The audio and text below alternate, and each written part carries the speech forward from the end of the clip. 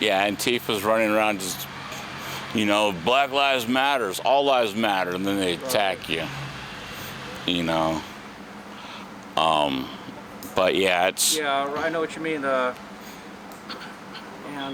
It's become like a cult or a religion to them. yeah, I don't think they actually really care. If they really cared, you hear about all the black on black crime.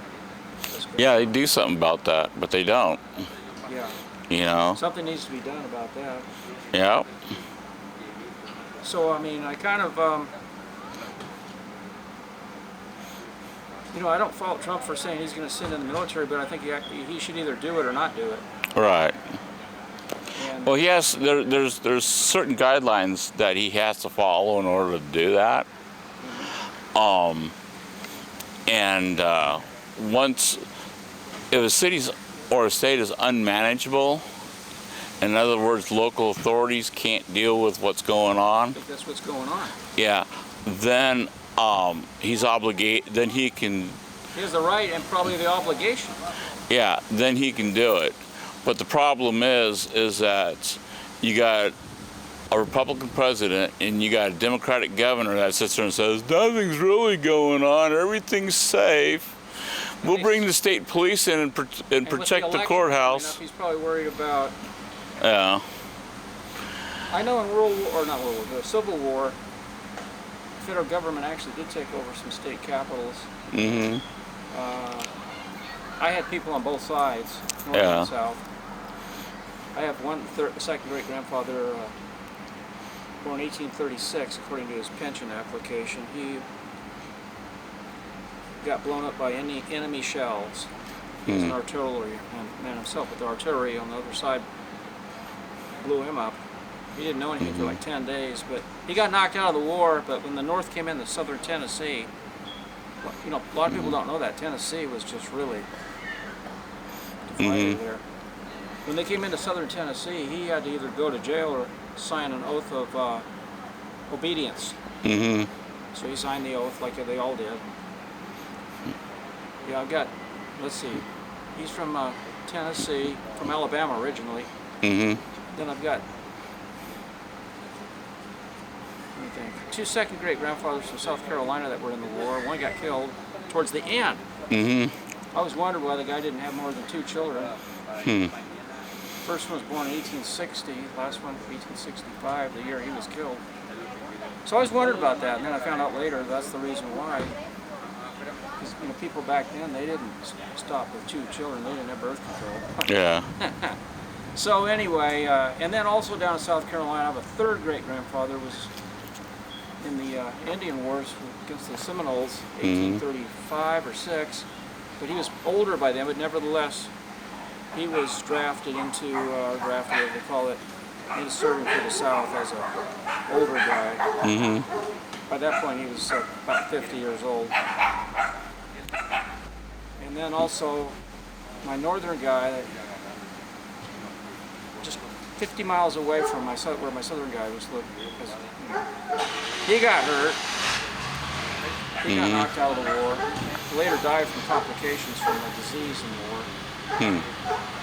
But his first son married my other southern aunt's second great grandfather's first child, a daughter, and my grandfather is the child of that couple. Born in 1890 in middle of Tennessee, Warren County, McMinnville.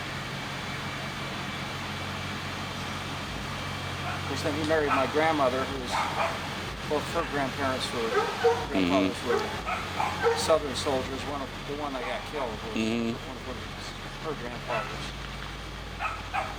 So anyway, but I think all these people eventually had to sign an oath. And I was thinking that's one thing they could do with people detached, doing stuff downtown. They can make them commit officially to not doing something, and then if they do it, then maybe they shouldn't get out so easily. Yeah. But well, the thing is that they're calling it a protest. Everyone else is calling it riots. And protesting is a First Amendment right. Yeah, well, to a certain extent it is. I mean, Yeah. when they declare a riot, at that point, their rights to assemble are taken away. Right. But I say maybe you should declare these are the, at some point you have to kind of, do people have the right to assemble and anytime, anywhere, disrupt anything, according to the Well, the U.S. Constitution says you have a right to assembly, peacefully assembly. Yeah. So then you get into what's peaceful and what's not, and Yeah. Oh, to them, throwing rocks, shit balloons, golf balls, slinging things and stuff like that is peaceful. yeah. Breaking windows, burning down buildings, burning cars, that's peaceful to them. Well, they've been enabled, I think, by society tolerating that. I wouldn't, if I were mayor, because the mayor, his hands are somewhat tied by the city council, I guess. Who has? The mayor could, well, here's the problem. The mayor for a long time wouldn't do anything. He denied anything ever happened, and then they tried to burn down a police station with a bunch of cops in it, and he goes, "Well, that's murder. That's attempted murder." So yeah, he's starting to swing a little bit. A little tougher. Yeah, the DA flat out said, "I'm not going to prosecute a lot of the cases that come before me on the protest stuff, the assaults on police officers, interfering, resisting arrest." That doesn't seem right to me. It seems to me like they're falling into anarchy, the same things that my second great grandfather had to commit to not doing. Being more obedient to order. Yeah. I don't know. I wonder if the police, not that you want to take away a person's, what are the rights? If a person, Yeah. like how long can they keep a person in jail just to keep society safe? It seems to me if it's a revolving door, just like around here, about 2 months ago, some guy attacked me. I was doing my job. I asked some guy politely if he could leave the property, the owner, and I just left and walked over here. Next thing I know, the guy attacked me. I'm 68, he's probably 25 years old. He got me on the ground. Yeah. Fortunately, I was able to somewhat protect myself, lock him up with my legs. But then, they said, if you see him around here, stay away from him. If you see him, we'll come and arrest him. Then I got to talk to other police, and they said, well, it's just a revolving door. So I got to thinking, well, if I call the police when he's here and they arrest him, then if they do, well, I'm under danger. Yeah, he gets arrested, he'll go downtown, they'll book him for trespass and probably harassment. Even though he punched me. Yeah. Punched a 68-year-old guy. Yeah, it's still, to them, it's still harassment under the law. No, that's not right. It can't be assault unless there's pain. You have to have some kind of pain. Well, I had pain. Yeah. Hurt my knee. But and also, I got. yeah. See, there's kind of like right there is pretty much bigger, and there's stuff here, and there's here. Basically, you need to go to the hospital and get it checked out. I did go to the urgent care. Yeah. The next day. Anyway. Then they might get him for assault 4, which is a misdemeanor. So if trespass assault 4, they kick him out, OR him within 4 hours. Well, I'll tell you, I think what should happen is, hopefully I'm not disrupting too badly talking. No. Let me give you an example. Situation A, I work as a custodian at David Douglas. Years ago, there was a custodian whose son hit him and killed him. Yeah.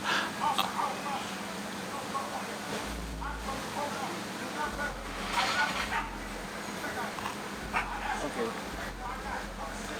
Situation A, the guy gets killed. Now, situation B, he gets hit, he doesn't get killed. Okay, the punishments really are based upon luck. Or lack of luck. Same intention, same action. Or how about the person that drives down the street here, 50 miles an hour and a 20, and nothing happens. Yeah. But the police see him, they give him a $500 ticket. Situation B, he hits some woman in a stroller and kills her and her kid. Same action, same intention, luck or no luck. So I think they need to somewhat take luck out of the equation, and that will, like the guy that hit me, frankly, I think he should go to jail for about 3.5 years. Maybe half of what a manslaughter conviction would be. Yeah. And they would stop this nonsense right away. But it just enables people, and then in the final analysis, they get away, and then finally one day they're unlucky, Yeah. and then they end up going to jail for 5 years. They're trying to talk him out. It sounds like he's not coming out. It's either this one or this other one I'm about to get for him. Okay. I'm gonna say it out to him and see what the look looks like on Rasmussen's face. Yeah, they're trying to get him I out. got pissed so fucking bad. I think this must be related to about a week ago, Tyrone. He got hauled off by the police. I mean, they had Really? they had an assault rifle. Yeah. Well, this one he had. Plus, they were looking for a gun afterwards in Yeah. the bushes. They never did find it. I never found it. Yeah. What? There was a stolen car and he was identified. Oh, okay. So. It's a shame. He's a nice guy otherwise. I mean,